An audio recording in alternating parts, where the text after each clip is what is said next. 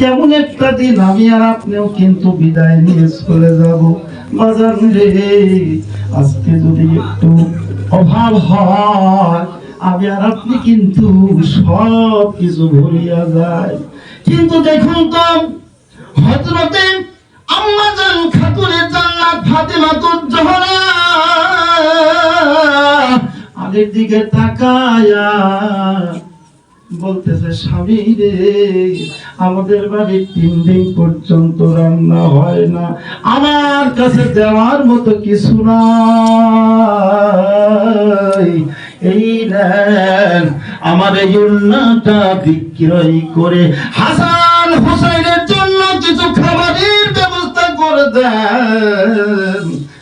তাকায় আছে, আরে 2 চোখের পানিগুলো ছেড়ে দিতে কান্দে। ফাতিমার দিকে তাকায় আছে, আমি বিশ্ব নবীর মেয়ে অনিন্দ সুন্দরী খাতুনে জান্নাত ফাতিমার নামে কেমনে বিক্রি করব?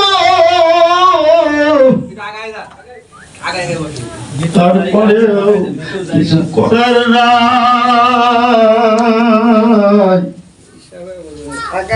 আল্লাহর নবীর মেয়ে ফাতেমা যেটা তো মানুষ না, জান্নাতের মহিলাদের মধ্যে যিনি নেতা লিডার ইন চিফ হবেন, জোরে বলি সুবহানাল্লাহ। যখন অন্যটা নিয়ে গেছে আল্লাহ রাব্বুল আলামিন রূহুল কুদ্দুস জিবরিল আমিন আলাইহিস সালামকে ডাক দিয়ে বলে, জিবরাইল আর দেরি করার সুযোগ নাই।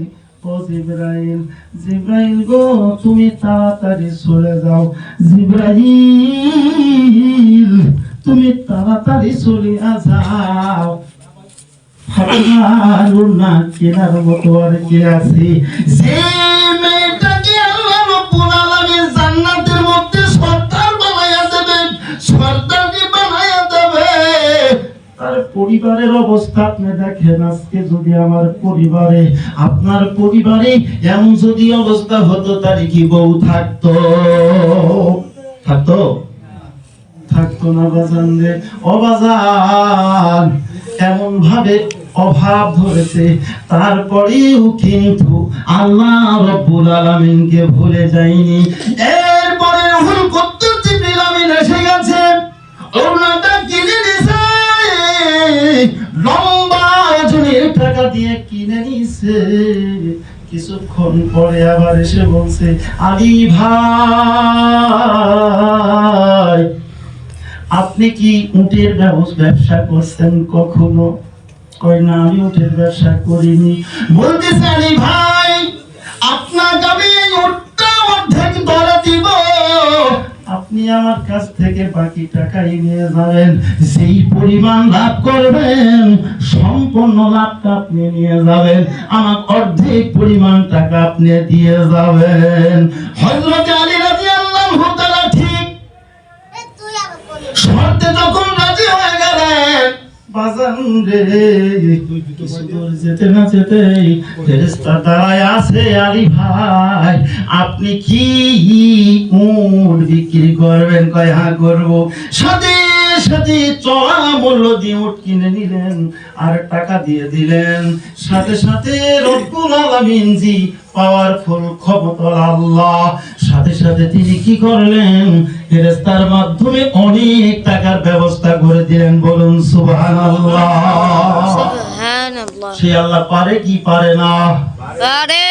যদি পারে আল্লাহর প্রতি সেই বিশ্বাস নিয়ে আগাতে হবে। এই বিশ্বাস নিয়ে আগানোর কারণে কিন্তু আল্লাহ রাব্বুল আলামিন আপনার জিয়া আপনাকে ফেরত দেবে। ঠিক কি ঠিক না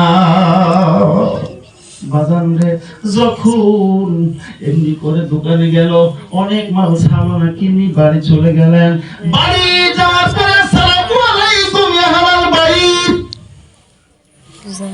এটা মানে সবার মুখস্থ, তাই না? যেটা কই সবার মুখস্থ, মুখস্থ না প্রথমে আমার দুলাভাই ফের ওর মুখস্থ নাই। বাজান রে যে কথা বলতে যাচ্ছিলাম, এইবার অনেক মাল সামানা নিয়ে যখন গেছে, মা ফাতিমা দরজা খোলে না, চিন্তা করে একটা মাত্র ওড়না নিয়ে গেলে এত টাকা পাইলো কোথায়? নিশ্চয়ই কোথায় থেকে গেছে। না আমি অবৈধ ধন আমার পরিবারে ঢুকতে দিব না। জোরে বলেন সুবহানাল্লাহ। সুবহানাল্লাহ। আজকে আমার বিবি না, আমি যদি তারা টাকা নিয়ে আসি তারপরেও নিষেধ করে না। ঠিক কি ঠিক না? কয় বছর খাটলি খাট, এবার এই খাটা তোর শেষ না। মরণের পরে যখন তুই যেই জেলখানায় ঢুকবি, সেই জেলখানার শাস্তি আগুন যদি উপরে লাগে একদম তোর হাড্ডিতে মজ্জাতে যে আঘাত করবে। ঠিক কি ঠিক না? ঠিক। বাজান রে, এইবার হযরত আলী রাদিয়াল্লাহু তাআলা যিনি চলে গেলেন, সাথে সাথে নবীজির কাছে চলে গেলেন, যে বললেন ইয়া রাসূলুল্লাহ, ইয়া হাবিবাল্লাহ, নবী গো আমি বাড়িতে গেলাম কিন্তু ফাতিমা দরজা খুলে দিল না। শুনেছেন হযরত মুহাম্মদ রাসূলুল্লাহ বললেন, আলী রে, ও আলী, ফাতিমা আমাকে একদিন জিজ্ঞাসা করেছিলেন। ফাতিমা বলছিলেন, আব্বা জান্নাতের মধ্যে মহিলাদের মধ্যে আমি সর্দারনি, ভালো কথা, কিন্তু জান্নাতের মধ্যে আগে যাবে কে? বলছিলেন জান্নাতের মধ্যে আগে যাবে একজন কাঠুরিয়ার স্ত্রী, যিনি বনের ভেতর কাঠ কাটে আর বাজারে বিক্রি করে সামান্য অর্থ নিয়ে সে সংসার পরিচালনা করে। আল্লাহর নবীর মেয়ে চিন্তা করলেন, সর্বনাশ, কি আমল করে এই কাঠুরিয়ার স্ত্রী যে আমি সর্দারনি হওয়ার পরও কি করবে? জান্নাতের ভেতরে এই মহিলাটা আগে যাবে, আমি পরে ঢুকবো। আলী রে, তুমি জানো না আলী, আজকে যে উটটা তোমাকে ফেরেশতার মাধ্যমে বিক্রি করা হয়েছে,